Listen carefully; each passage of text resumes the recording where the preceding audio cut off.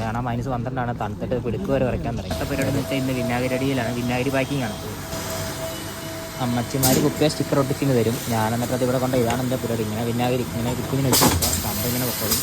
എൻ്റെ ഒരു ടൈം ഓരോന്ന് വെച്ചിന്ന് എടുക്കുക, ഇങ്ങനെ വെക്കുക, ഇങ്ങനെ തള്ളി കൊടുക്കുക. അതിനോട് ഇടയ്ക്ക് ഇതിന് മെഷീനൊക്കെ പോക്ക് മെഷീനാണ്. ഇടയ്ക്ക് ഇവിടെ തട്ടിക്കൊടുക്കൊക്കെയാണ്, സെൻസറോ എന്തൊക്കെയോ ഉണ്ട്, തട്ടിക്കൊടുക്കുക. ഇതാണ് പരിപാടി. ഈ സാധനം ഇങ്ങനെ കറങ്ങി അതിൽ വന്ന് അവിടെ ഞങ്ങൾക്ക് താഴെ വെക്കും. അതാണ് പരിപാടി. ഇവിടെ 12 മണിയായി. 12 മണിയാകുമ്പോഴാണ് ഞങ്ങൾക്ക് ഇവിടെ ബ്രേക്ക് കിട്ടുന്നത്. ഇത് വൃത്തി, ഇത് അജയ്, ഞങ്ങളപ്പോൾ ഞങ്ങൾക്ക് ലഞ്ചായിട്ട് ഞങ്ങൾ കൊണ്ടിരിക്കുന്ന ബ്രെഡും മയോണൈസുമാണ്. അപ്പോൾ ഞങ്ങളുടെ ബ്രേക്ക് കഴിഞ്ഞു, അരമണിക്കൂർ കഴിഞ്ഞു. അപ്പോൾ ഞങ്ങൾ തിരിച്ച് മണിക്കൂർ വേണം.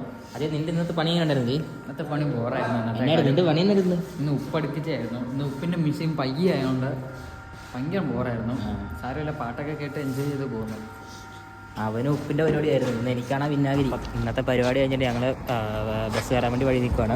അത് എങ്ങനെ ഉണ്ടാകും? അത് എങ്ങനെ ഉണ്ടാകും? വർക്ക് ഉണ്ടായിരുന്നു. ഇന്നത്തെ വർക്ക് സൂപ്പറായിരുന്നു. പ്രത്യേകം ഉണ്ടാകും നമുക്ക്. ഇന്ന് പ്രത്യേകിച്ച് ഒരു അലമ്പായിരുന്നാണ് ഞങ്ങളുടെ മാനേജർ പറഞ്ഞത്. ഞാനും അജയും ഭയങ്കര റാപ്പിഡായിട്ട് വർക്ക് ചെയ്തെന്നും പ്രാച്ചി റാപ്പിഡ് കുറവാണെന്നാണ് ഞങ്ങളുടെ മാനേജർ പറഞ്ഞത്.